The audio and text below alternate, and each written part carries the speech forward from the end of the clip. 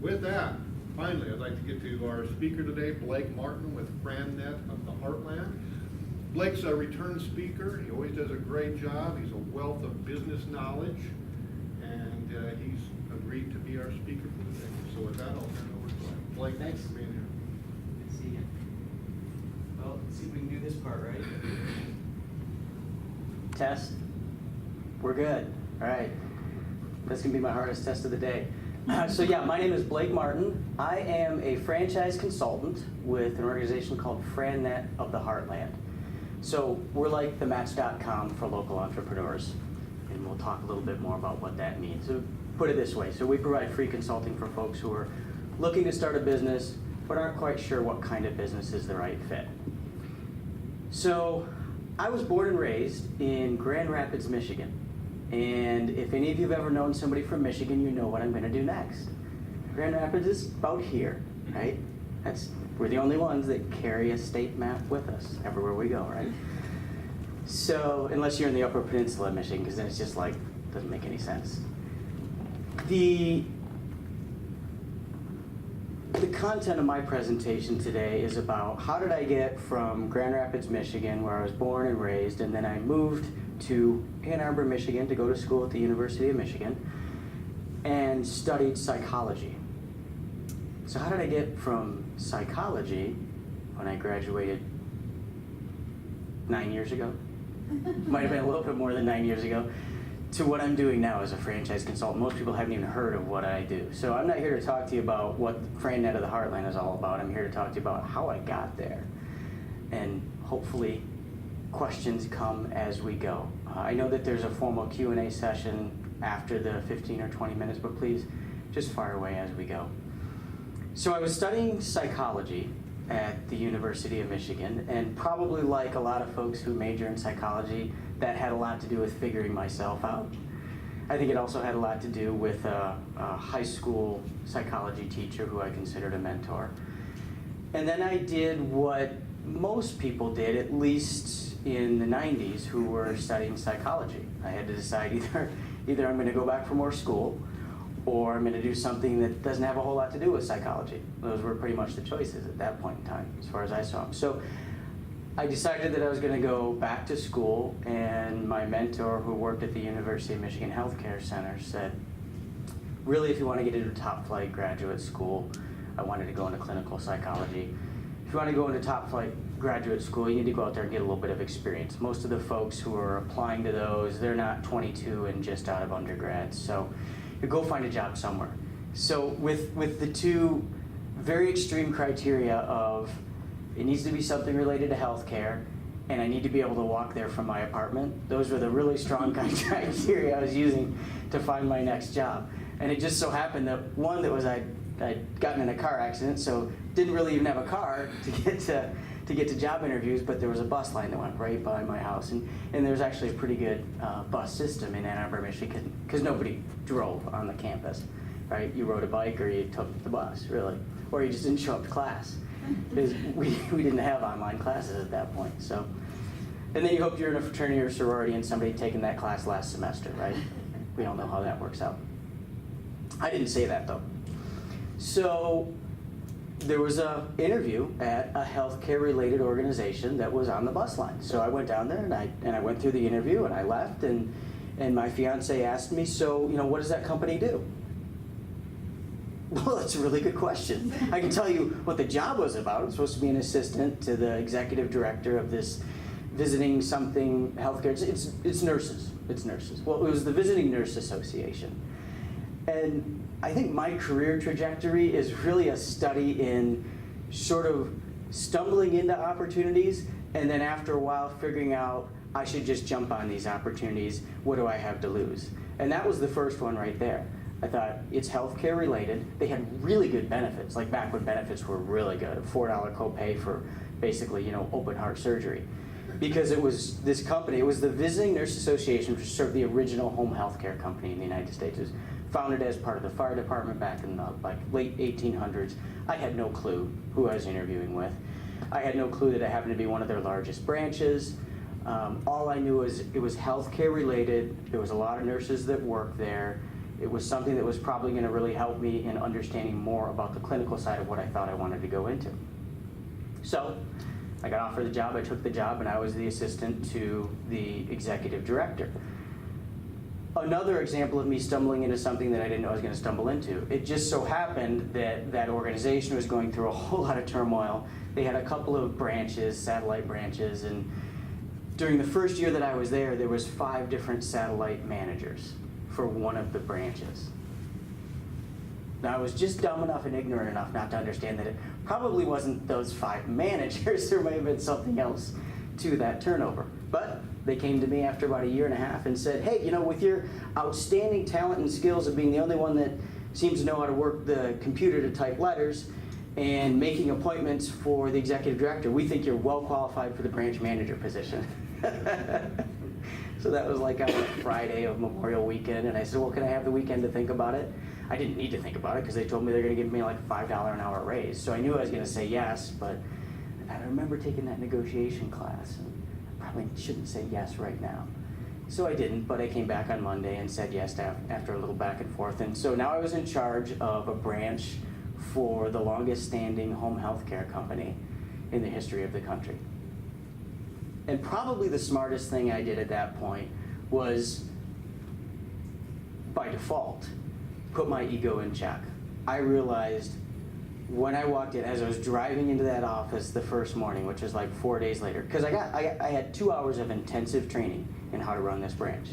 2 full hours of intensive training. From my manager, who probably had the same a couple of years earlier. And they sent me out and said, all right, you ready to run? You're ready to run this thing. And my job was to interview people and to do something that was called AR. Wasn't really sure what AR was, but it was one letter away from the AP thing that I was also responsible for. So, and then schedule nurses. Match up nurses with folks who were coming out of hospital with some of the most intense acute conditions. The University of Michigan Healthcare Center.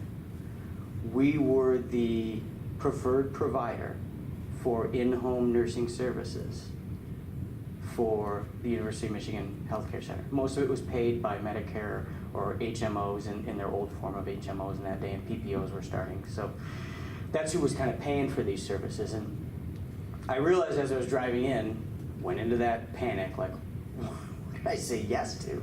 I've never interviewed anybody before, and that's part of what I'm supposed to do. I can do this scheduling thing, match people up. We've got this outstanding software program that we paid tens of thousands of dollars for a couple of years ago, so that's going to do my job for me. Not. But I have to figure out how to match up the right nurse with the right client. So I went in there that morning, and there was a sort of an assistant manager who was a nurse, and she had all kinds of nurse case management background. The smartest thing I ever did in my career to that point was I sat down and I looked at her and I said, I need help. I need help. And she said, I know you need help. But she said it in a very loving way to me. And I'll never forget that lady.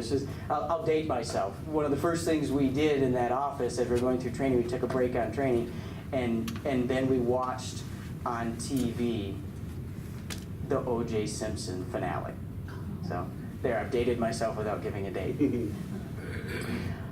So anyways, we fumbled around and she helped me, and I realized, gosh, she was willing to help me out and give me some guidance on what I'm supposed to be doing here. And the first couple of nurses that came into the office, I told them the same thing. And I think they just felt sorry for me. I was 23 years old. I looked like I was about 15 years old at the time. Those were the good old days. And they felt sorry for me. And so we fumbled around and jumbled around, and I think my naivety or my new perspective, having not been a nurse, having never run a home care company, let alone any company, now that I look back on it, really helped me, because one of the things that I realized was, okay, well, now I figured out what AR means, and there's a whole crap load of it here with all of these insurance companies that are paying us, and there's like none of it here with these families that are paying us. And all the nurses and everybody else, and my boss back in the main office said, don't mess, those are the people that just need some additional stuff. Yeah, they're paying us, but don't focus too much on that. They got a couple of caregivers that are going to stay with them. It's good to go. What we really need to focus on is getting money from all these insurance companies, because they send us new business every day. Well, that was my first lesson in profitability. Like, okay, so we're spending all this time working on getting money from these companies, but like 80% of the time, we're not making any money. especially if you factor in my time and the collection services time in getting this money. And then there's these families over here that never call me. We make a ton of money off of their cases. They're happy. Their caregivers are happy. Their caregivers never call me. So I asked, stupid me, in a staff meeting a couple months later, why don't we put more focus on these families that just pay us directly? That's not what we're doing here. We're a Medicare company. We get paid by HMOs. We're part of the University of Michigan Healthcare Center. Like, well, okay. So I started engaging in conversations with some of these families. And I, believe it or not, at the age of 24, I realized there's no way this doesn't become the future of this industry. It's just, what's going on here, I realize I don't understand all the, there was a lot I didn't understand about it, but insurance paying for this, these people are just getting what the insurance company says they need. And I'm not knocking insurance companies. You know, insurance companies have to be able to make money to stay in business too. But they're getting what Medicare and insurance companies say they need. Over here, these really happy families are getting what they want. And they have to pay for it in most cases. Sometimes it was through a third party, but they're getting what they want. So that was my lesson in unit economics to a certain extent. And I realized, wow, this is probably the future of this field, and this is kind of exciting to me. And I really got jazzed about this might be like the beginning of something new in an industry. So I brought that up at a staff meeting. And I literally got laughed at. I'm not kidding you, I got laughed at. Which, thank goodness, I was raised by a tough as nails attorney, my father, who said over and over again, when somebody laughs at you, you're probably onto something and they're scared to death about it. And I remembered that. I didn't remember a darn thing, be clean, didn't remember a darn thing my dad ever told me, but I remembered that one, and I thought, yeah, okay. So then a couple months later when they said, hey, congratulations, you've grown this branch, and well, it was about 8 months later. We were about 2 years in then, 2 years into my employment with this company. Congratulations, you've grown the branch. Your reward is we're gonna close all the branch offices and you're all coming back into the main office and you're gonna do this AR stuff full time. And I thought, could I just have a bullet in the gun? There's no way I'm doing this AR stuff full time.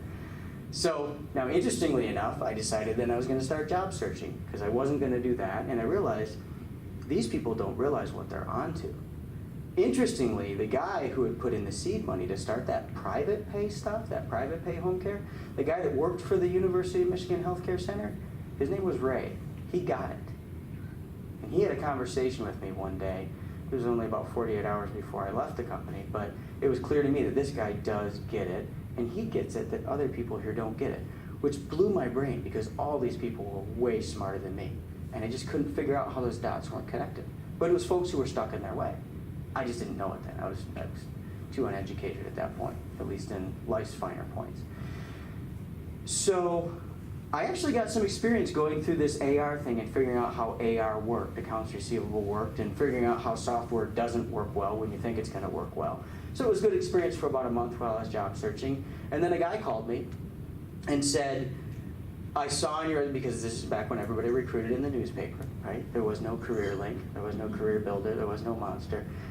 Again, dating myself, but we're all in good company.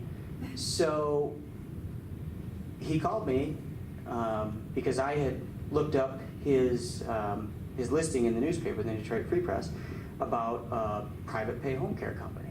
And he said, so I understand that you've worked in this field. And I had prepared for this phone call because it was the only one listed in the newspaper, and I thought, this is what I really want. But again, I can't tell him that. And so I started thinking about how am I going to respond to this? I can't be too excited. And he said, I understand that you've got some experience in this field. And I said, yeah, as far as I know, I have more knowledge about this, more experience about this private pay thing than anybody in the city of Ann Arbor, which actually was true, but positioning.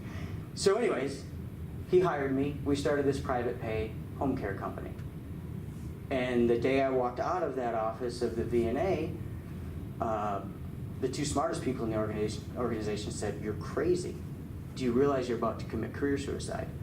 Once again, I thought back to what my dad said, and that made me angry, and that was my driving point for many years in building up that home care company, because I was, now at this point I looked like I was about 16 years old.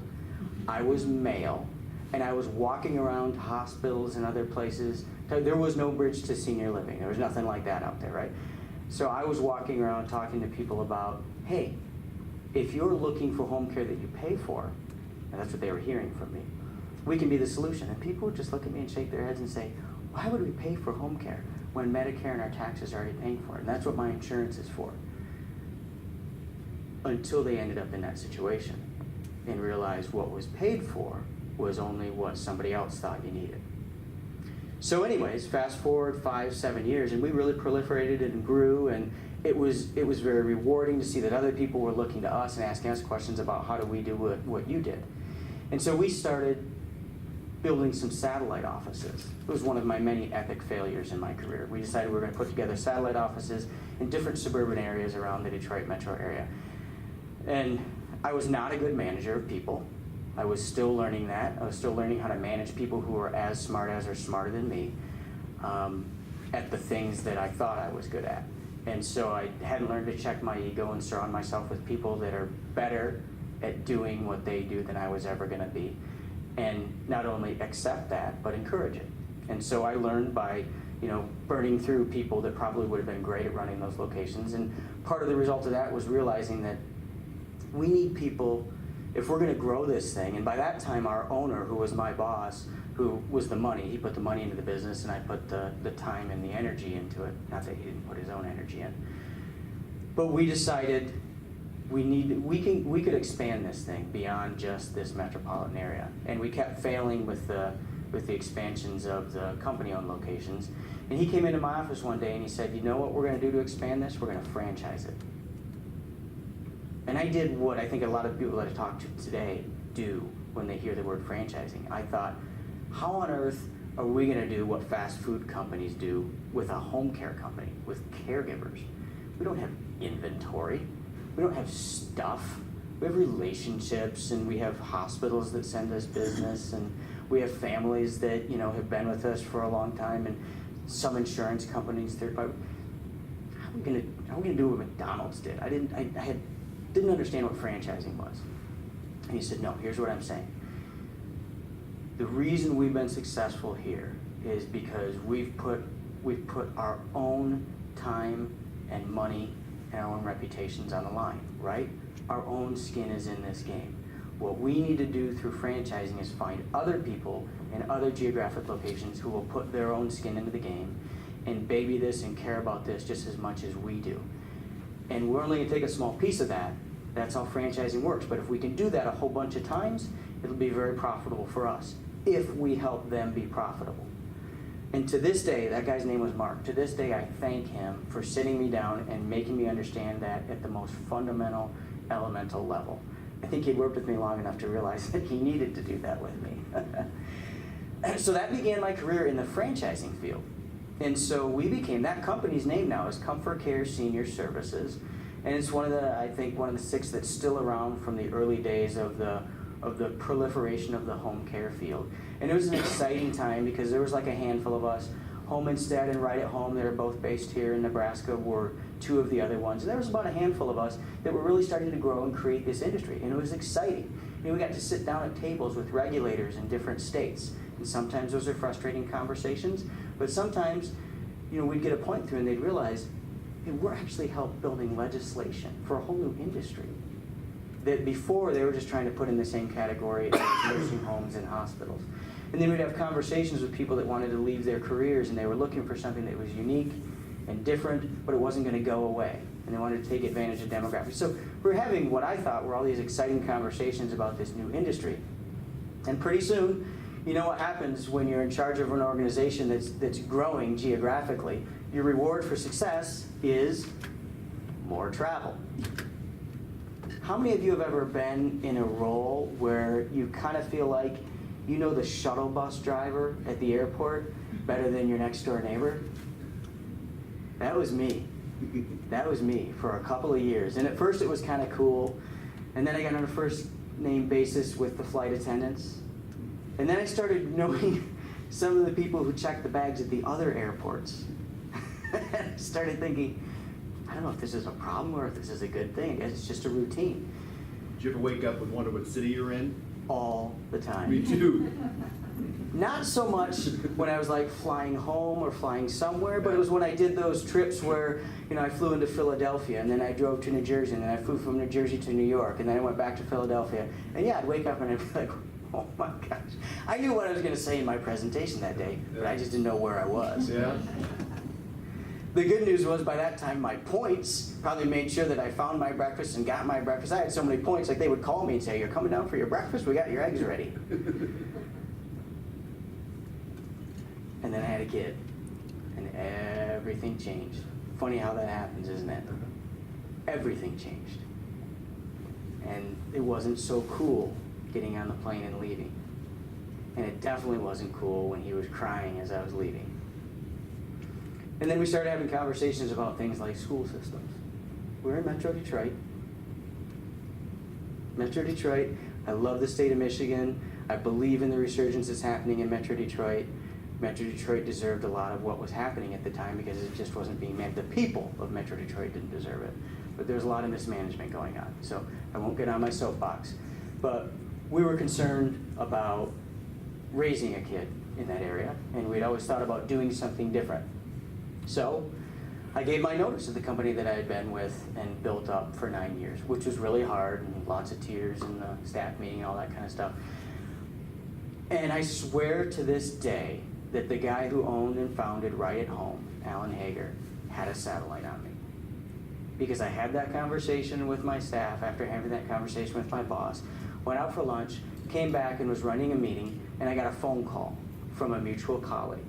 I kid you not, it was within hours, who said, "Have you ever thought about," and I'm like, "Sheila, literally, do you have a satellite on me?" Because there was no drones then either. "Do you have a satellite on me?" Fast forward, and 4 months later, I'm moving to Omaha, Nebraska. My first interview, yep, I was that guy that when the plane touched down for my first interview, it was the first time I ever touched the ground in Omaha, Nebraska. I think in the state of Nebraska, period. I might have driven through the corner of Nebraska when I was about 7 years old. And I started my career with Right at Home, and I was the 8th employee there, and that was a growing home health care company. And so I was doing something very similar to what I was doing before, except I was focusing in on the stuff where we were adding value for franchise owners. That's basically what we did, is how can we do things that will help the franchise owners be more profitable, find more business, and do a better job of taking care of their customers. So, thanks. Perfect timing. So, I continued to grow in my field, and I took over that job. I went from running a home care agency to starting to build up a franchise system, and then came to Omaha and started building out a large organization on the domestic side. And then 5 years later, I raised my hand to be the one to help build out the international program, the international organization at Right at Home. And then I really forgot where I was very frequently. Right? Your reward for success in international business is more international travel, and you're going like 14 time zones to China. Yeah, you forget what country you're in on occasion because you're just living in a constant fog. The further I got into the field, the more I realized I love this whole concept of franchising. The whole idea that people who wanted to join a franchise system, they could be in business for themselves, but not by themselves. And the franchise company, the part that I was doing on the franchisor side, we could be very successful and do really well for our own families if and only if we did a really good job of helping these people, these franchisees, grow their businesses and grow their bottom line. If we didn't do a good job of that, we were going to fail too. So I love that whole concept of we were in it together. Even if there would have been greedy people involved, we still had a motivation to help each other grow. But at the same time, the further and further I got away from the core of the business and from doing what I did with that first home care company, which was go out there and meet the people and give presentations and help people understand what our field was about, the further I grew in my career, the further I got from the stuff that we actually did. And I started to realize that I liked it less and less. I loved the field, I loved the franchising part, but I didn't like what I was doing day to day. So, after 16 years of being a franchisor, I finally drank enough of my own Kool-Aid. And I thought, yeah, this whole idea of being the one on the other side of it, being the one that owns my own business and having the support of an organization that will help me grow it. I want to be a franchisee. That is what got me to FranNet of the Heartland. So I said in the beginning that I'm a franchise. If you had to choose my vocation from a drop-down menu, it'd be franchise consultant or franchise broker. They're interchangeable terms. Sometimes you hear somebody saying franchise coach. What I do is I help people who are looking to start a business figure out, hey, is franchising a route to entry that I want to consider here? And if so, once they understand what the franchising field is about, what kind of businesses might be a good match for me? We have an inventory of about 180 of what we truly believe are the best in class franchise concepts out there. Food businesses, home health care, swimming instruction businesses, consulting businesses, whole different range of them. But what I do is help try to make a match between that local entrepreneur and the organization that is looking to add a location here in Lincoln or in Omaha or what have you. So what I do all day is the coaching part of the business and try to teach people from my experience in currently being a franchisee, because we practice what we preach. So I say I'm the owner of FranNet of the Heartland. I'm a franchise owner. So there's about 99 more Blakes out there who are owners, franchise owners, within the FranNet organization around North America and some in Germany.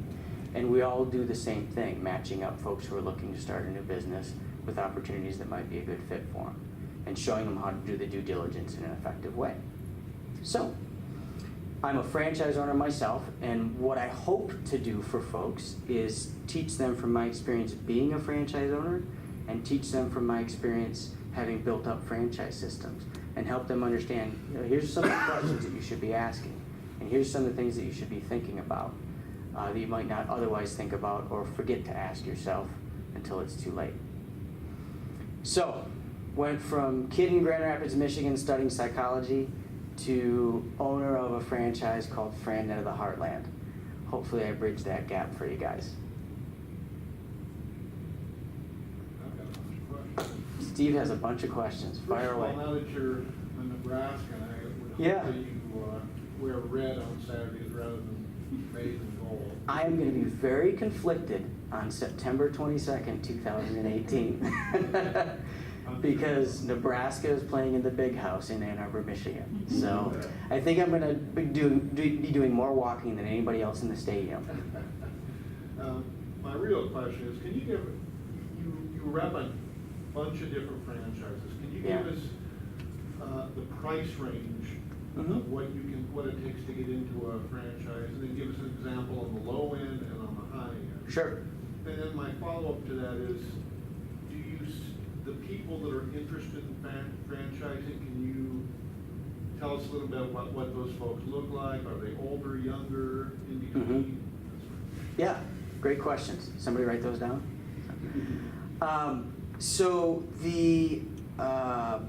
Let me start with the second one, because that's usually what's on people's minds. As far as the price range, when I first was introduced to franchising, when I had that conversation with the owner of my company, and I thought McDonald's, I had the same vantage point that I think most of the people who I'm talking with, at least if it's their first business, they're thinking, hey, to get into franchising, you're going to need at least $500,000.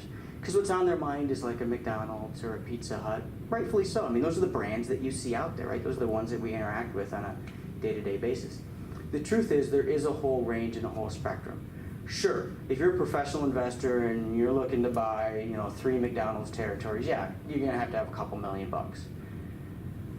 The regular folks that I'm working with, the more typical client that I'm working with, are the folks that are looking to make an investment, somewhere between $50,000 and maybe $250,000, all along that range. Those are the more typical. When I look back at the dozen or so people that I helped start businesses in 2017, the average was about $180,000 investment. And so what I mean by that is, there's costs to get into any business, right? Whether it's bricks and mortar or not. So take all those costs that it takes to get into any business, right from, paying an attorney to do the legal work, finding a lease, hiring employees, et cetera, et cetera, et cetera. And then in the franchising field, typically you're adding in a franchise fee, usually somewhere in the neighborhood of $30,000 or $40,000. What does that give you? It gives you perpetual access to all of the knowledge, best practices, tools, resources, and materials that they've developed. To me, the most valuable thing is learning from somebody else's mistake. Anybody ever made a mistake in growing their own business? Sometimes it's really expensive. On occasion, it's catastrophic. To me, that's the best thing that I get from my franchisor is some guidance on not making those expensive mistakes.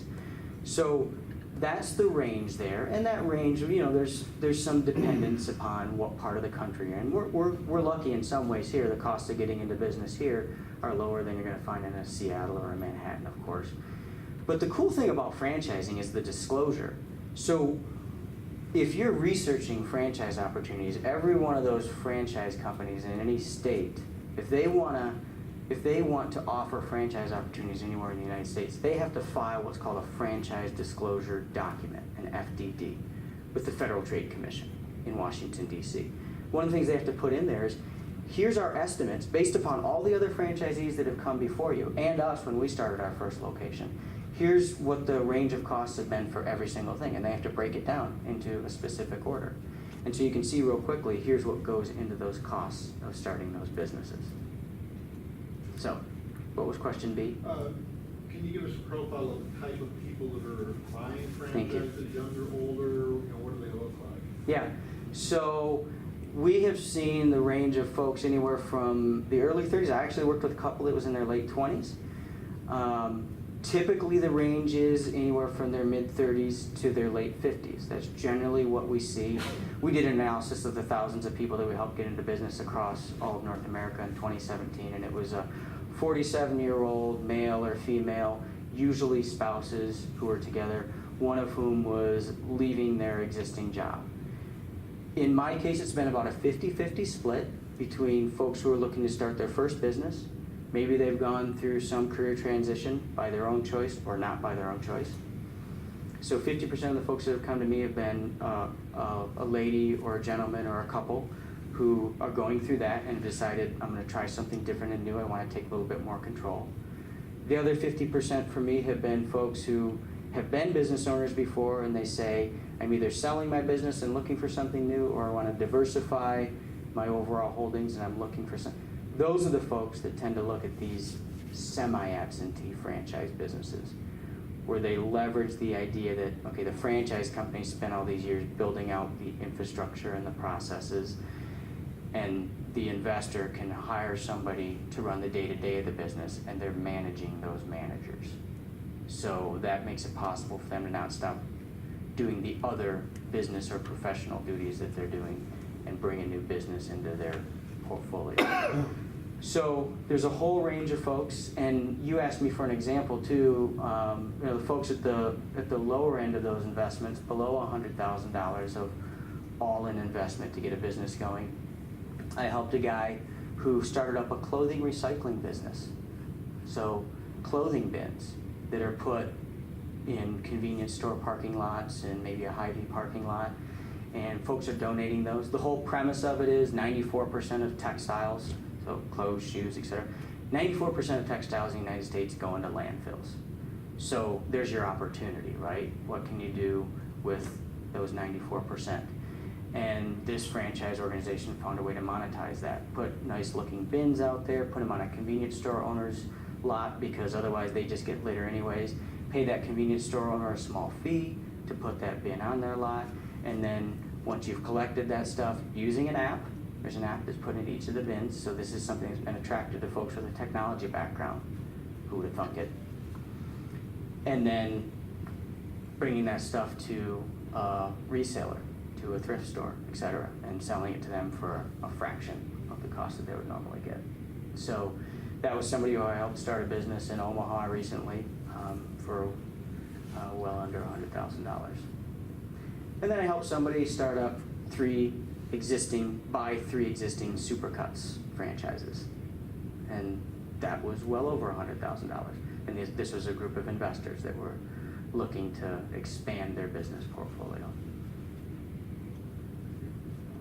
What kind of, so as you're working with chance to find the right franchise for them. What kind of onboarding support do you provide to them after that franchise sale has gone through? It's a great question. And so you're right, we have this whole suite of tools and self-assessment materials and due diligence pieces that we utilize to help folks make that selection and to determine, is franchising for me, and if so, what would be a good match for me? And then what happens after that? So, not surprisingly, to a certain extent, once that deal is consummated, once that entrepreneur I'm working with becomes a franchise owner, that franchise organization should take over the lead of support for the new franchisee, right? That being said, the best quality franchise organizations out there are the ones that are also willing to be very open about the fact that here are the things that you're going to need to do in your local marketplace that we're not doing. You know, one of the keys of that disclosure document that all the franchise organizations have to file with the Federal Trade Commission, one of the most important pieces of that, to your question, is what we will do and what we won't do. So you understand as a new franchisee, before you even get into this, here's what you're going to need to do that we won't help you with. Like, we won't help you with hiring employees. So I do try to maintain that relationship with the folks that I help get into business by doing things like connecting them with groups like this. I've invited a lot of people here. So surround yourself with local people who are going through similar experiences. Or trying to connect them with the right HR consultants. Trying to connect them with the right local social media experts if that's not something that their franchisor does. Or their franchisor says, supplement that with this. And frankly, I work really hard to help those folks get noticed. And I've learned a lot over the years on how to promote my business in the local marketplace. And I hope that I'm able to help these folks, even though it's in a completely different field, utilize those best practices that I've learned to grow their business. My business is like probably a lot of yours. My best referrals are happy customers. And once somebody becomes a client of mine, I consider them a client for as long as they own that business. That's a great question. Thank you. Great answer, thank you. Other questions? Any other questions? Fred? Somebody that doesn't have a lot of money that wants to get a franchise, how do you help them? Great question. So we surround ourselves with community resources like some of those that are right here at the SCC and the Entrepreneurship Center. So at the first step of our process in working with folks, Fred, we help them figure out, does this make sense for me? Does the franchising route make sense for me?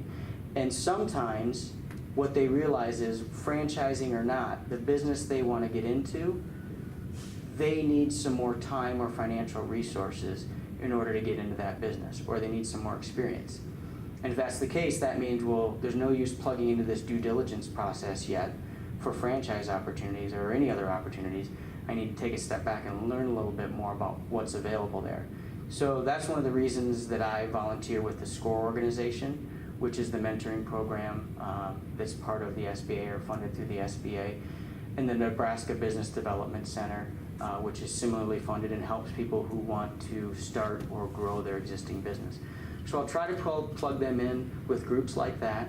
We also have some preferred partners as part of FranNet. We have some preferred funding partners. And one of the most valuable things that those folks will do for the clients that I work with is, you know how you go out and you get a pre-qualification when you're for a mortgage, when you're looking for a house? These funding partners will do the same thing. They'll give you a no-cost pre-qualification for, here's what you might qualify for if you're looking to start a business. Because frankly, most of the people I work with, you know, they've never gone through this process of funding a new business. And guess what? It's never as fun as it's promoted to be, right? And it always takes a little bit longer. So we'll try to help them with that, and maybe even plug them into some of the local funding resources like the Nebraska Enterprise Fund that does microloans for folks and bridge loans for folks. So, did I answer your question? Yeah. Thank you. Do we have time for any more questions, or are we? I think we need to wrap it up now. Okay. So anyway, Blake, thank you very much. Thank you. As a